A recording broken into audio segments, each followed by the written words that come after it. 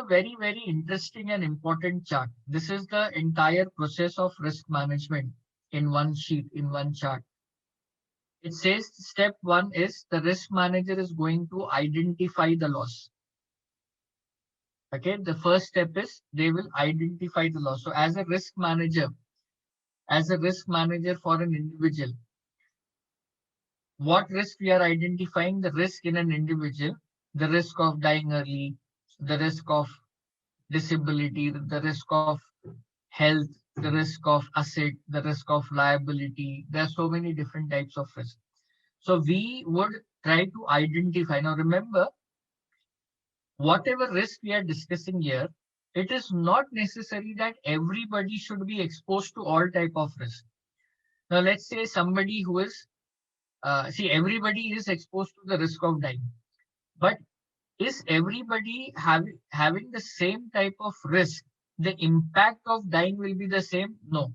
A person who is earning will have a higher impact. The person who is not earning will have no impact or low impact. The impacts are different. Let's say there is a family where both husband and wife, they are earning a substantial amount of income. So basically, in that situation, you may see that nobody is dependent on each other. Everybody is independent. So there is no financial loss. In case something happens to husband, wife can take care of the expenses. If something happens to wife, husband can take care. So there is no dependency. So everybody is exposed to the risk of dying.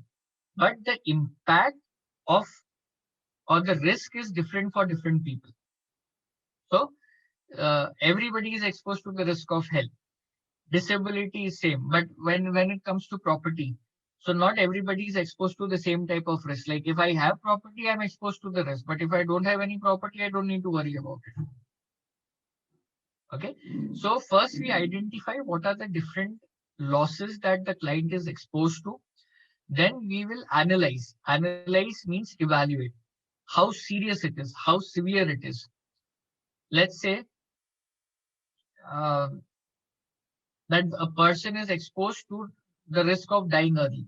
But in case the person dies early, the impact is not going to be much. Then you don't need to worry. So you analyze that what is the impact. Okay. Identify, then analyze the loss exposure. And then the third step, once you have analyzed, then you will select what is the best or appropriate risk management technique to cover this type of risk. So you can see that there are two major ways of covering or protecting the risk. First is risk control measures. Second is risk financing measures. Remember one thing, that insurance is not the only solution or not the only option to cover all your risk. There are lot many ways before you take insurance to cover the risk. Only when the risk is not getting controlled and still the risk is there, then you would want to take insurance. So insurance, you can say, is the last resort. It's not the first option. So for instance, what are the measures? How do you cover the risk? That risk management techniques, risk control and risk financing. Let us look at risk control measures. Under risk control, you will avoid. Avoidance.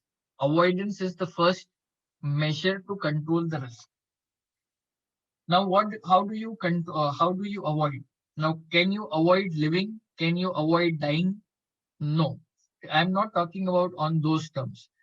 Avoidance, wherever it is possible, that you are exposed to certain type of risk. Why you are exposed to that type of risk? Because you are doing because of certain activities. You leave those activities, you stop doing those activities, and the risk will come down.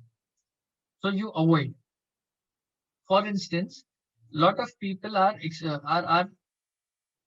getting into those adventurous activities like skydiving or uh, rope climbing, rock climbing, trekking, biking. So lot of racing. So lot of people are into some dangerous activities that as a hobby that they do, and these things can lead to major fatal accidents. So it is better that if I want to control or protect my risk, I can avoid doing certain activities. I would rather not go on bike. I will start driving on car. I may not do racing. I may not do skydiving. So a lot of people are so adventurous that they take those risks unnecessarily. So if I stop doing those activities, automatically my risk comes down. So I'm controlling the risk. Another example I'll give you. Let's say you have a car, something like a vintage car, your grandfather's car. Your grandfather had bought that car and he gifted it to you. And you have that like 40 years old, 50 years old car with you. Now, this is such an old car that you can, like, you don't get the parts easily. If it goes for servicing, repair, it is not everybody is in a position to understand the mechanism and do the servicing, repairing.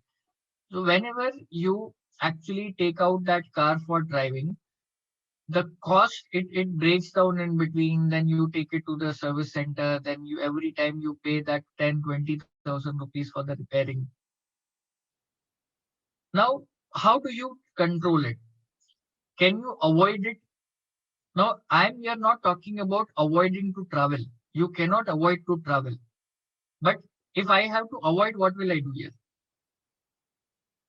If I want to avoid the risk of going to the service center again and again and spending every time 10-20,000, what can be done? Can I actually sell this car? Sell this car and buy a new one. Buy a new one. That means I am avoiding. So I am avoiding the car. I am not avoiding traveling, but I am avoiding this. I am avoiding the risk. I am selling this old car and I am buying a new car, which will be a better option. So that is called avoidance. So whenever there is a risk, if there is an old car, it's not that I go to insurance company and say that please give me insurance because again and again I have to go to the service center, it breaks down and all. I don't need to take insurance. I just simply sell it off. Then you have something called risk prevention. The next one. See, if you cannot avoid, if if the risk cannot be avoided, then you try to prevent it. So, assuming the car which you are not wanting to sell, although here there is an option to sell, you will definitely sell and come out of it. So you can avoid. But there are certain situations where avoidance may not be possible. For instance, I avoided the old car, then I bought a new car. The new car, just to protect myself from meeting with an accident, I am driving slowly so that I prevent the accident. But still, if I'm on the road and anything can happen, so still there is a risk. So what I'm doing, I'm trying to reduce the risk as much as possible. That even though if there is an accident, how much to the extent I can reduce the risk. What are the measures? So what I do is I start wearing helmet. Like if I'm on two-wheeler, I start wearing helmet. Or if I'm in the car, I will uh, wear my seat belt. If when I'm buying the car, I might possibly look at those safety features in the car that in case of accident, you have those airbags and all, which blows up. So I will be buying that car which is having those safety features. I will be wearing seat belts. If I'm going in a two-wheeler, I will make sure that I wear the guards, I wear the gloves, I will wear my helmet. So if even if the accident happens, I will the loss may not be that severe. The loss will be restricted. It will be reduced. Okay. So that is loss reduction. So these are loss control measures, risk control measures. Even after all these measures, if I feel that the risk is not covered properly, still there is a risk. Then what I'll do, either I will retain the risk. I will keep it myself that, okay, agar loss hoga, if the loss happens, I will bear it. I will take care of it. I'll pay for it. So either you retain it. When generally you retain it, when you feel that the loss is very small. Normally there are two types of retention, rather. There are two types of retention. One is a voluntary retention. Other is a forceful retention. Voluntary retention is like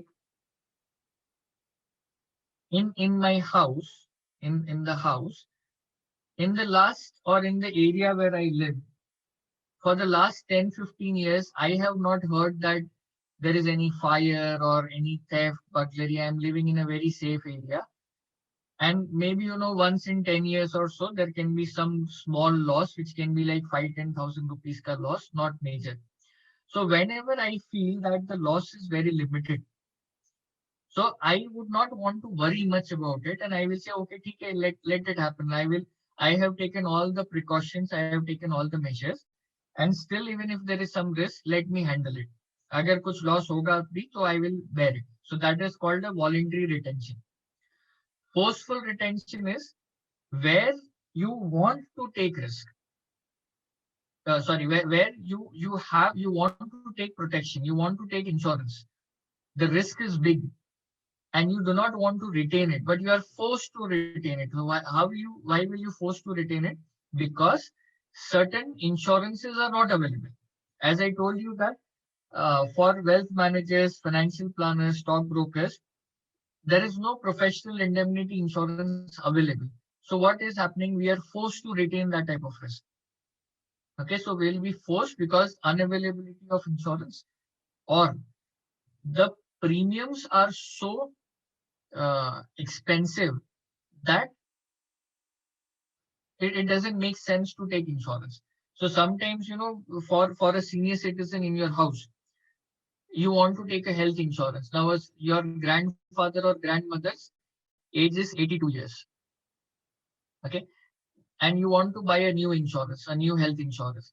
Health insurance company says that the entry age, the entry age is 79 years or 80 years. Beyond that, we won't give insurance for fresh cases. So maybe, at this age, you want to take insurance, nobody is giving it because of the age.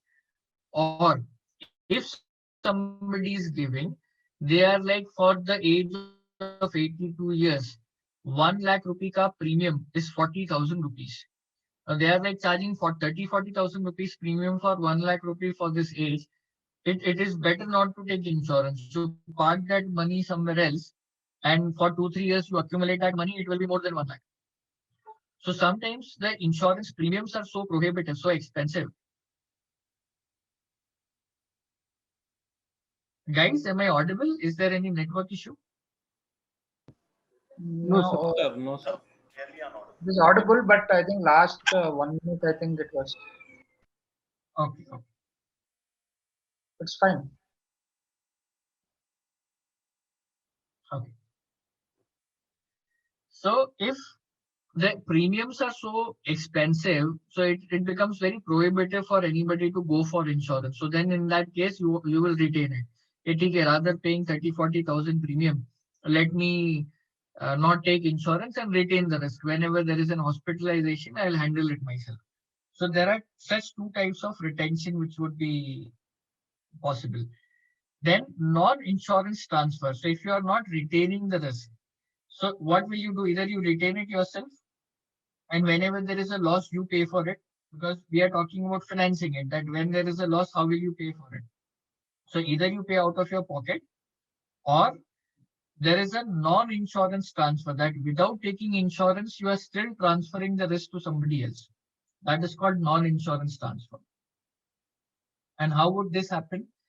A non-insurance transfer is like, without taking insurance, is there a possibility that you transfer the risk to somebody else? For example, you are transferring the risk to, say you have a house, you have a flat, a house or an apartment, where there is a risk of theft, burglary, fire, lot of risk is there. Now that is the house where you don't live.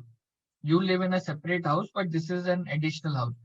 So you are giving this house on rent. Now what happens is, because you give this house on rent to somebody, the tenant becomes responsible to take care of the property. You are taking an advance amount from the tenant.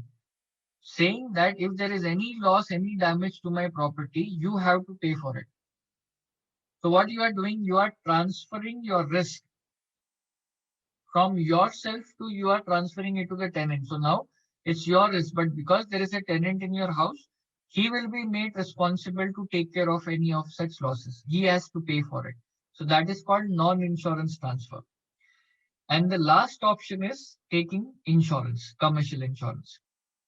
When you have no other options, then you will look at any such proper commercial insurance available and protect yourself.